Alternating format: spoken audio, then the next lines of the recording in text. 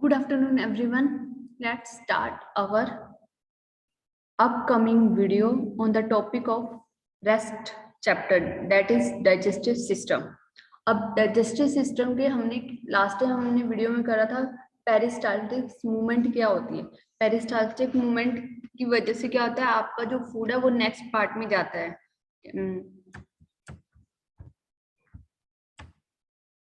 To enter the stomach, bowels must pass through the esophageal sphincters, a tight muscles that keeps stomach acids out of the esophagus। ठीक है, ये क्या करती है, esophageal sphincters क्या करती है, bowels को नेक्स्ट पार्ट में भेजने के लिए हेल्प करती है। ठीक है, और स्पिंचर कुछ इस तरह का दिखता है, तो इसमें क्या रहता है कि जो एसिड है आपका वो इस जगह से ऊपर की तरफ नहीं जाता है, यानी कि ईसोफेगस से बाहर नहीं आता और इस इसोफेगस की तरफ से वो नहीं बढ़ता। ह्यूमन डाइजेस्टिव सिस्टम क्या है? The stomach has folded card is a big muscular pouch which turn the bolus and mixes it with gastric juice, a mixture of stomach acids and mucus और enzyme. अब जो भी हमने खाना खाया है, यानी कि बोल्स जो बना हमारा बोलस, वो कहाँ जाएगा? आपका स्टमक में जाएगा, और वो जो स्टमक के अंदर जो भी आपका गैस्ट्रिक जूस है, जितने भी गैस्ट्रिक जूस है उसके साथ वो मिक्स हो जाएगा। म्यूकस एंजाइम और स्टमक एसिड के साथ वो क्या हो जाएगा? मिक्स। ह्यूमन डाइजेस्टिव सिस्टम में अब क्या रहता है? एचसीएल होता है, यानी कि एसिड्स होता है। वो क्या करता है? Kills of any invading bacteria और वायरस, यानी कि जो अगर खाने में जो भी बैक्टीरिया या वायरस, कई बार आप हम खुला पड़ा खाना खा लेते हैं, ठीक है, जहाँ मक्खी मच्छर वगैरह मंडराते हैं तो वहां पे खाना खा लेते हैं, तो वो एसिड क्या करता है? आपके बैक्टीरिया और वायरस को किल करता है। The enzymes help break down protein and lipids, और वो एंजाइम्स क्या करेंगे? आपके प्रोटीन और लिपिड्स को ब्रेक डाउन करेंगे। ठीक है, क्योंकि कुछ एंजाइम्स प्रेजेंट रहेंगे आपके डाइजेस्टिव सिस्टम में, और वो एंजाइम्स क्या करते हैं? प्रोटीन और लिपिड्स को आपकी ब्रेक डाउन करने में हेल्प करते हैं।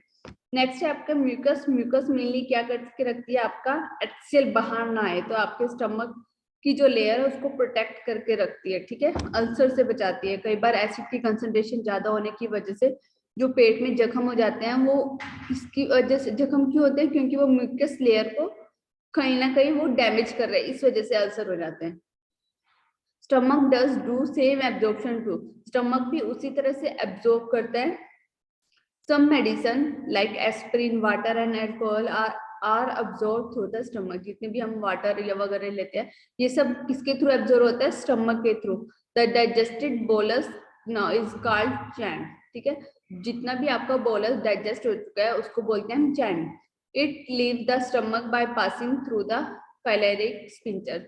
अब वो नेक्स्ट, अब आपका फाइलेरिक स्फिंक्टर्स कहाँ होता है? जब आप स्टमक का एंड पार्ट पढ़ोगे, ठीक है, डाउनवर्ड की तरफ हम देखेंगे, वहां पे एक और फाइलेरिक स्फिंक्टर्स प्रेजेंट रहता है। तो ये क्या करता है? आपकी मसल्स की ओपनिंग और क्लोजिंग करता है।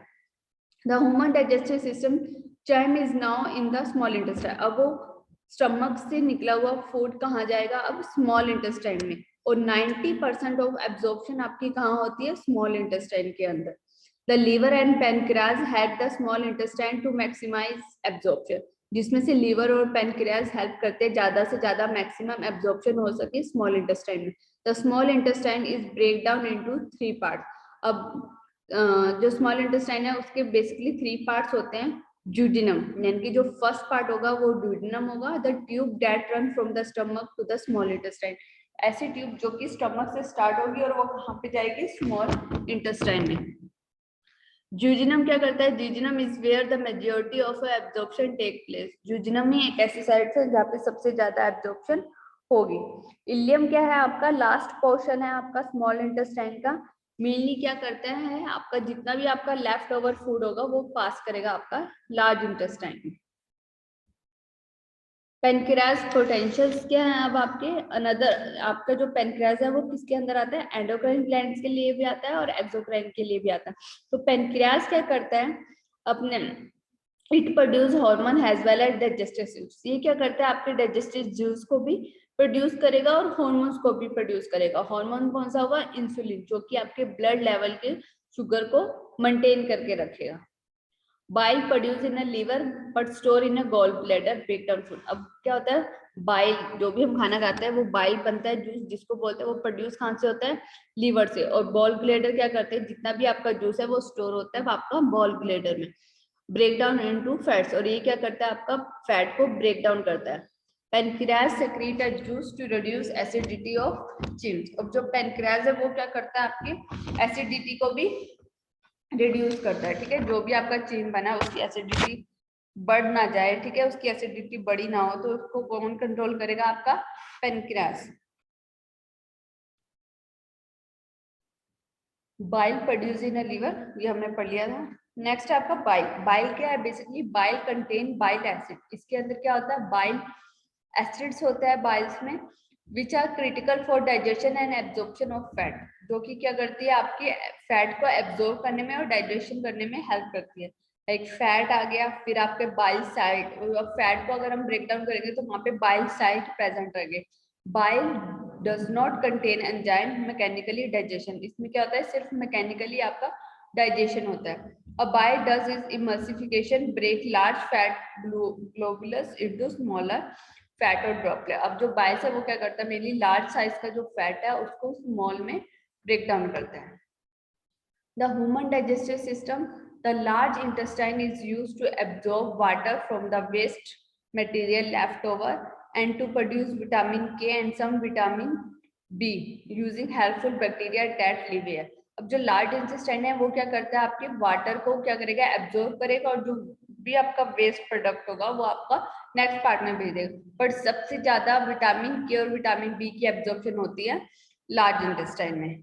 अब human digestive system, all leftover waste is compacted and stored at the end of a large intestine called rectum। अब जितना भी आपका अनडाइजेस्टिव फूड है वो कहाँ जाएगा, आपके रेक्टम में जाएगा।